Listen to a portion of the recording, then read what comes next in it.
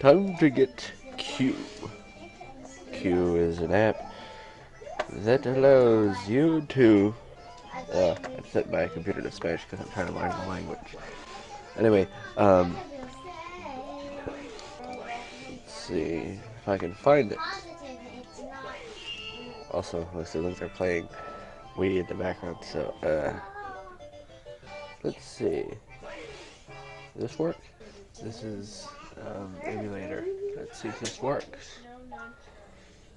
Okay! Oh, well, here it is. Anyway, yeah, this is, yeah. So I'm gonna put it in my user applications folder. Doesn't work terribly great because it's old and it was PowerPC. It still has some PowerPC only components, but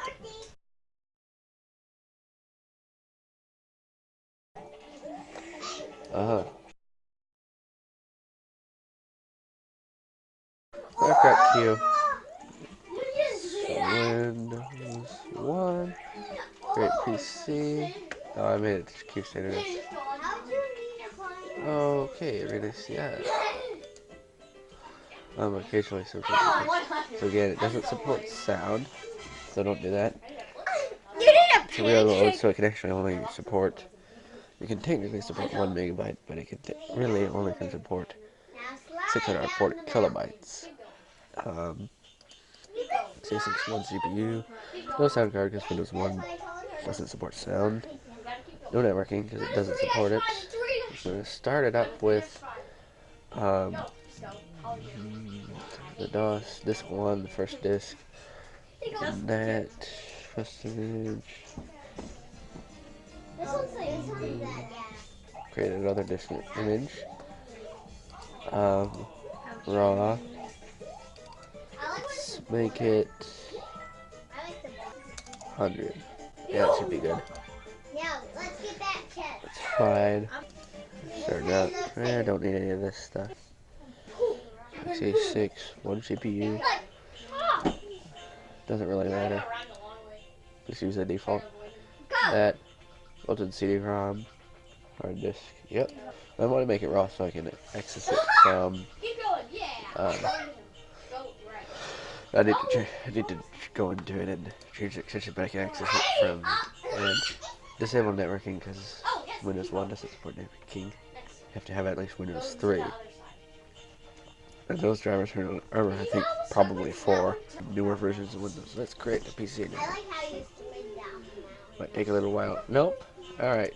So let's start it up again. Oh. Forgot to make it boot from floppy disk. Because obviously I haven't installed it to the hard disk. Now we got it. Configure how I'll create it. Enter. I just need to restart it.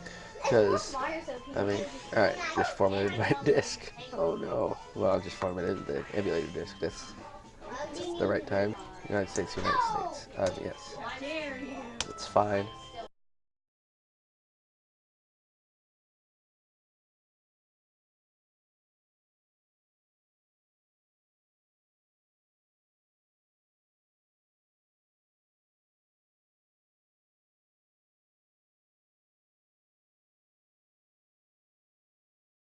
Fine.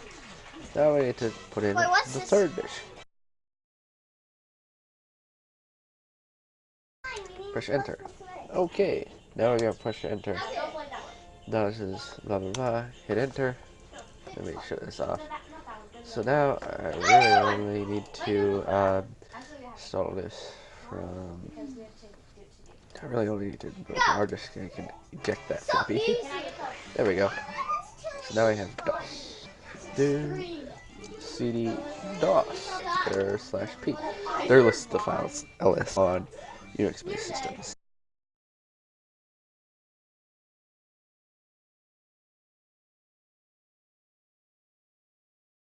Trying to see if we have set ver let DOS masquerade a different version. Well, set ver. There we go. Let's see. Actually, I'm actually gonna shut this down. So let me go into the, I think it's in documents, QEMU. Yep. I'm gonna open this with text edit. so if it's a .raw, it'll think it's a raw image, a raw like a photograph in like a camera raw format, which is not what I want. So I'm gonna change this to IMG so I can actually open it up, rename it to hard disk 1.img, and I'm just changing it in the configuration so I don't have to change it back. Yep. So now it's a disk. So now the Mac operating system will use this as a disk image. You can open it up. See, MS-DOS.EXE. See? Because now I'm going to go FreeDOS. So FreeDOS, it's a to DOS. Most of it is the same. It's not great for Windows, but most DOS programs won't run on it.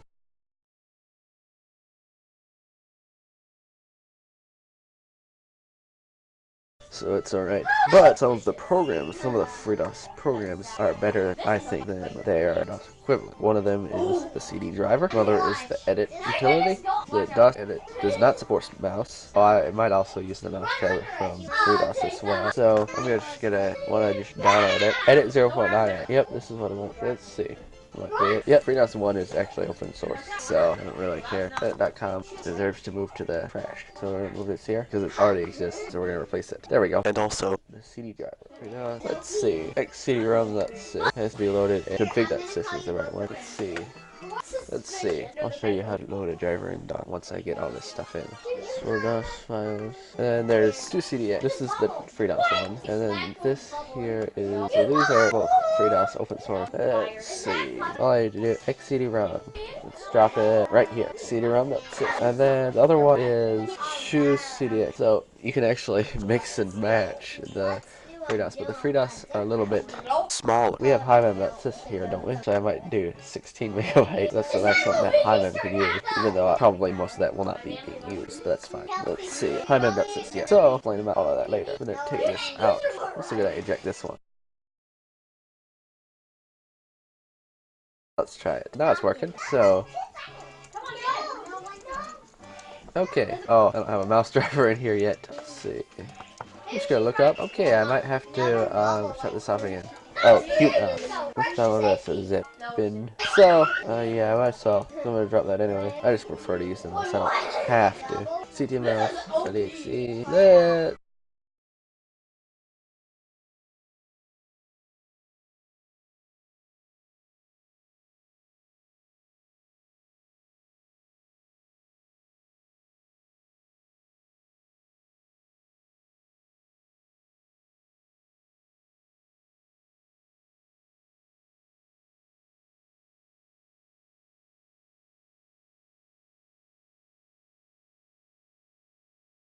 Set for. Huh! I didn't even do that. However, I would do that. Don't bug out this setting, okay?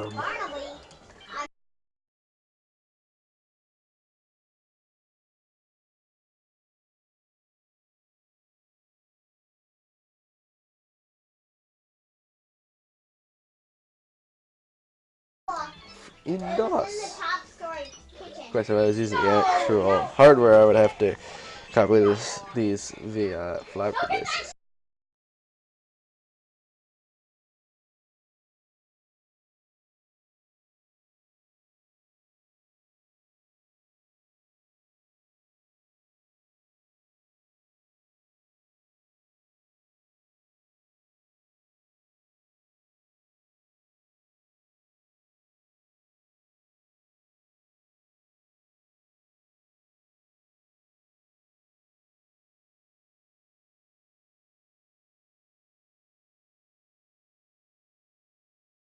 Anyway, alright. Okay, so, let me, okay, yeah. And now it's working. So, let's see. Some more Windows Z. These are commands that run right at the start, right when you start at DOS. So, CT mouse, that allows DOS programs to use that. Windows It needs its driver. It needs a driver to do that.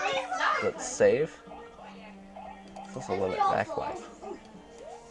So again, I'm double clicking here. That's the primary way to close out of programs in Windows. You can also do File and then Close, Alt F4, or File, Exit. I don't want to freeze it. You click here and then click Close. You double click here. You can click File, then click Exit.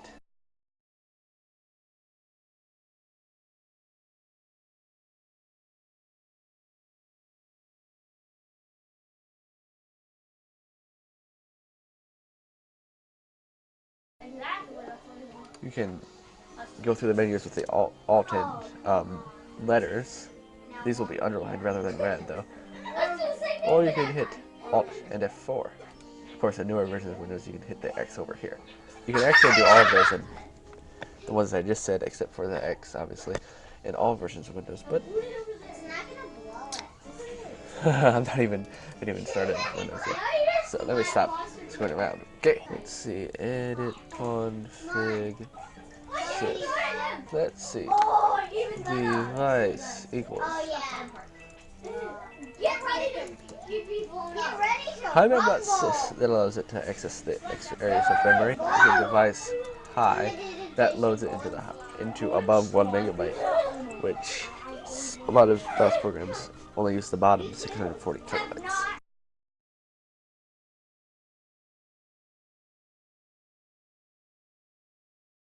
Let's device high, see, DOS.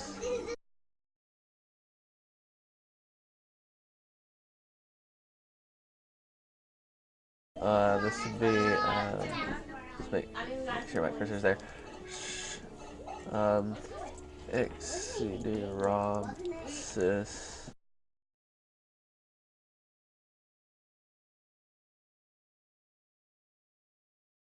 Alright, so I think that's all. That's all he does. But that's not all that's needed. The DOS way is File Exit or Alt F. Or actually, Alt F. Oops. Alt F. S. Let's save Alt. And if I was using the MSDOS edit, that would be the only way to use it.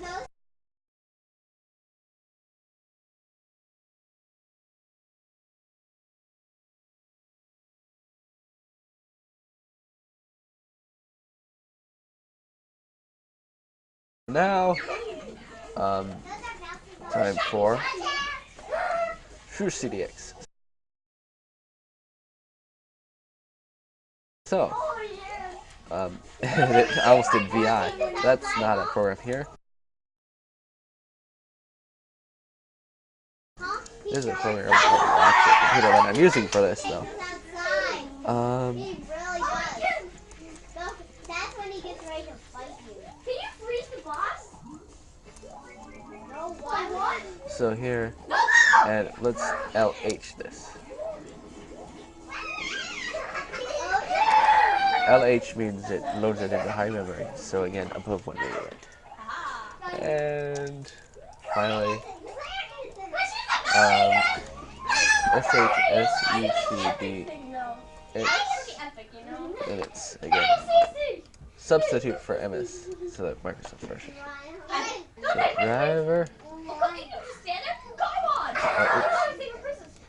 I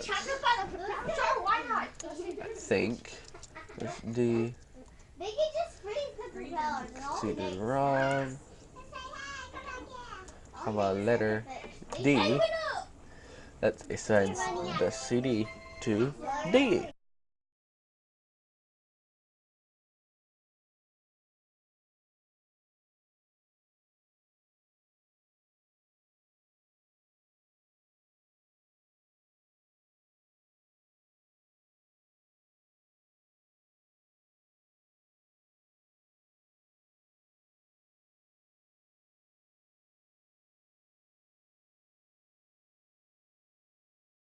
So if I put a CD-ROM, no, I'll tell you. Oh yeah, it'll open it as D. Oh, it's Wendy. no. It's Wendy. It's super easy. Slash. No, once you make D.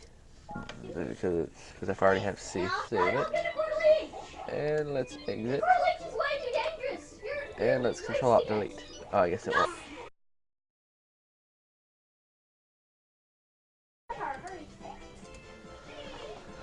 No, it should work.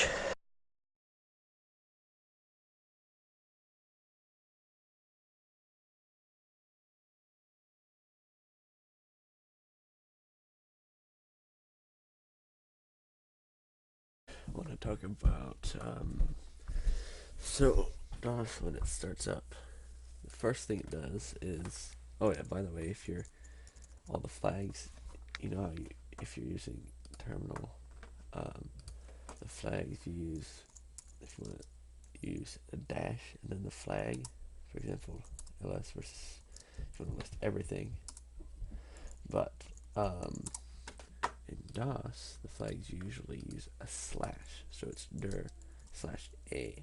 Dir just by itself does this, dir /a. Lists also hidden files. So let's see if I can do. No. Anyways, so when DOS starts up, first it loads io.sys and MSDOS.sys. Then it loads all of the stuff in config.sys.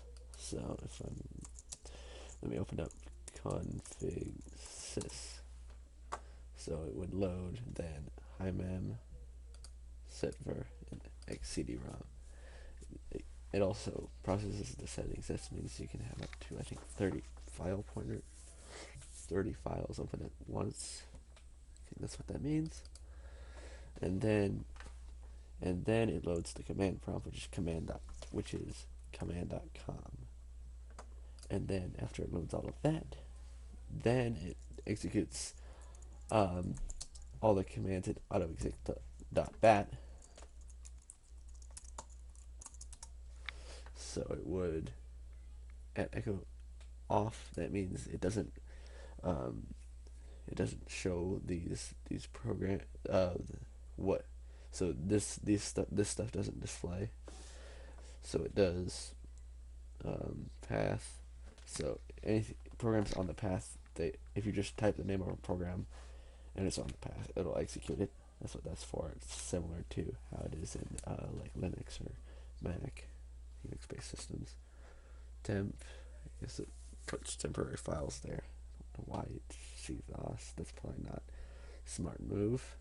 Actually, why don't I temp now? mkdir is the same. And now, so you go in, that's better. So now LH load into high memory. Cute mouse. Shift CDX. So that's the other half of the CD driver. So if I wanted to say c:/cd/windows, then if I save this,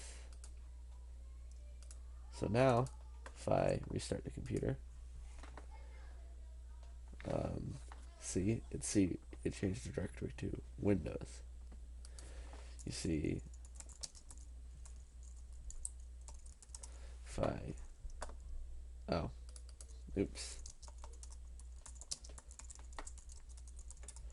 dot. So if I take this stuff out, see, if I take this out, right, then I save it,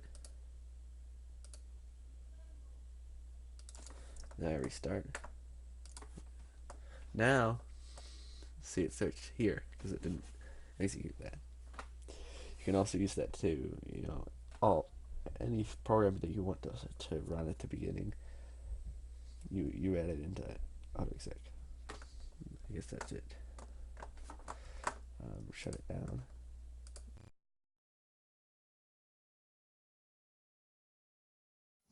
So this computer, I'm gonna plug the floppy drive. So this one here is the floppy drive. It's all the way back there. Let's see if I plugged it. I'm going to turn it on. Go into the setup menu now.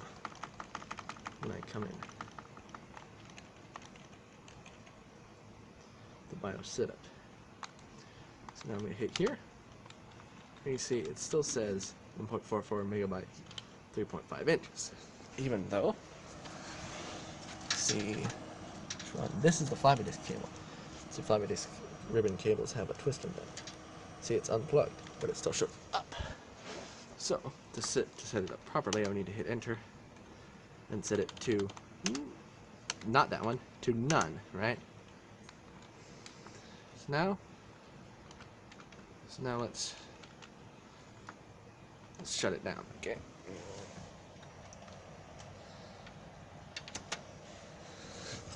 So let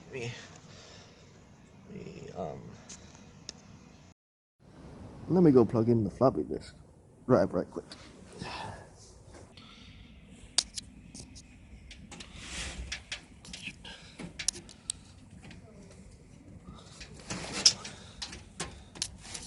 So it's plugged in.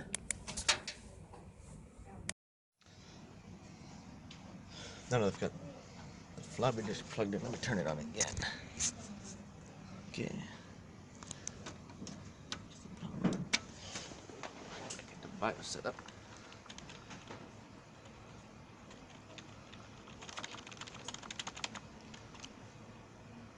Standard CMOS.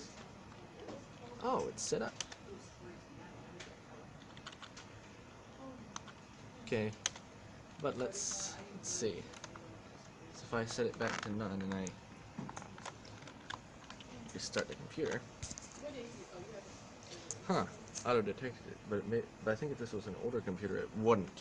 So if it was an older computer, missed it.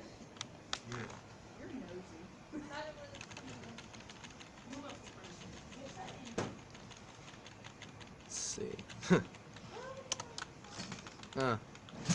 Well, if it wasn't, it would be none, and then I would have to set this up. So if you have an older computer, you would need to set this up. If you have a newer computer, it'll do it automatically. See, this says automatically detected. But if it didn't, I would need to set it up manually and set up all the devices.